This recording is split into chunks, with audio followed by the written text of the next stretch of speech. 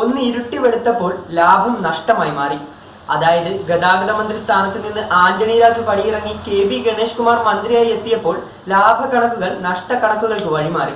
ഏറെ കൊട്ടിഘോഷിച്ചെത്തി സർവീസ് നടത്തുന്ന ഇലക്ട്രിക് ബസ്സുകൾ KSRTCക്ക് വൻ ബാധ്യതയാകുന്നുവെന്നാണ് കെ.ബി. ഗണേഷ് കുമാർ പറഞ്ഞത്. നഗരത്തിൽ 10 രൂപ ബസ്സുകൾ യാത്രക്കാർക്ക് വലിയ ആശ്വാസമാണ്. മുക്കിലും മൂലയിലും വരെ ബസ്സുകൾ എത്തും. വലിയ വിജയമായി കൊണ്ടാടിയ ഈ ബസ്സുകൾക്ക് എന്താണ് സംഭവിക്കുന്നത്?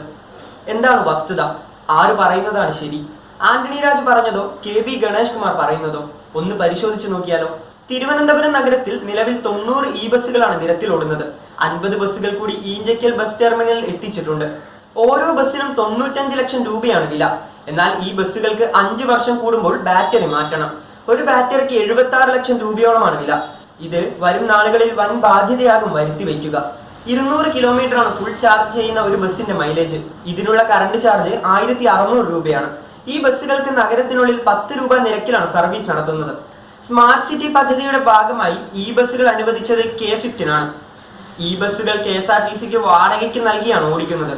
ഓരോ കിലോമീറ്ററിനും 28 രൂപ നിരക്കിലാണ് വാടക നിശ്ചയിച്ചിട്ടുള്ളത്. ഡ്രൈവറുടെയും കണ്ടക്ടറുടെയും ശമ്പളം K-Swift നൽകും.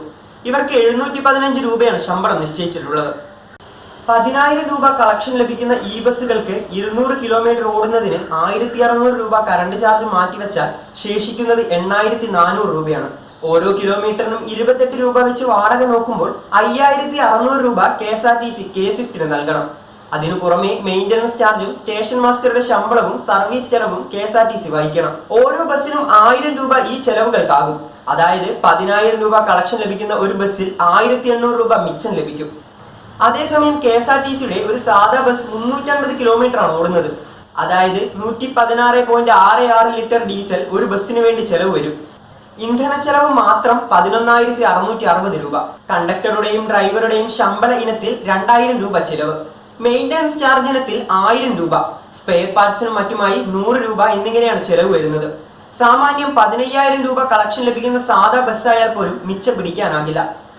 അതായത് KSRTC ബസ്സുകൾക്ക് 0 വരുമാനം എന്നർത്ഥം. 10 രൂപ നിരക്കിൽ ഈ ബസ്സുകൾ നിരത്തിലിറക്കിയതാണ് ഈ നഷ്ടത്തിന് കാരണമായത്. ഒരേ റൂട്ടിലോടുന്ന ബസ്സുകൾക്ക് 2 നിരക്ക് വന്നതും തിരിച്ചടിയായിട്ടുണ്ട്. 90 ബസ്സുകളാണ് നഗരത്തിൽ വിവിധ ഇടങ്ങളിൽ സർവീസ് നടത്തുന്നത്. യാത്രക്കാർ ഈ ബസ്സുകളെ കൂടുതൽ ആശ്രയിക്കുന്നത് മറ്റ് സർവീസുകളുടെ കളക്ഷനെ ബാധിക്കുന്നുണ്ട്. മറ്റ് സർവീസുകളുടെ കളക്ഷൻ ഇടിയുന്നതിനൊപ്പം ഇലക്ട്രിക് ബസ്സുകൾ വലിയ ലാഭം ഉണ്ടാക്കാൻ കഴിയുന്നില്ല. ഇതാണ് KSRTCയുടെ ഇരട്ടി പ്രതിസന്ധി. മാത്രമല്ല, ഗ്രാമീണ മേഖലയിൽ ഈ ബസ്സുകൾ ഓടിക്കുക പ്രായോഗികമല്ലെന്നും മന്ത്രി പറഞ്ഞിരുന്നു. അതിനിടെ ഈ ബസ് സർവീസുകളുടെ ലാഭനഷ്ട കണക്കെടുക്കാൻ ഒരുങ്ങുകയാണ് ഗതാഗത മന്ത്രി കെ.ബി. ഗണേഷ് കുമാർ. ഇത് സംബന്ധിച്ച് KSRTCക്ക് നിർദ്ദേശം നൽകിയിട്ടുണ്ട്. സർവീസുകൾ നഷ്ടത്തിലാണെന്ന തന്റെ നിലപാടിനെതിരെ വ്യാപക എതിർപ്പ് ഉയർന്നതിനിടെയാണ് കണക്കെടുപ്പിന് CMDയെ മന്ത്രി ചുമതലപ്പെടുത്തിയത്.